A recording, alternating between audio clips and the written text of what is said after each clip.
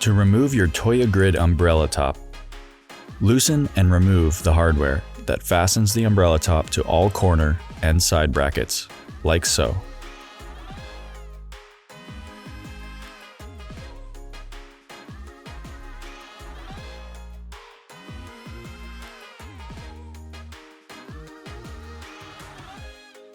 Place a ladder under the middle.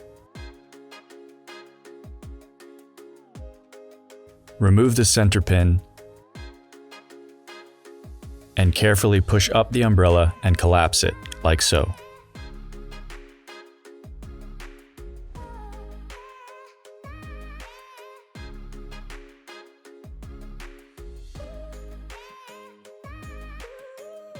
If you have a larger umbrella top, like a 10 by 10 or a 12 by 12, we suggest at least 2 people up on ladders to take down the umbrella top.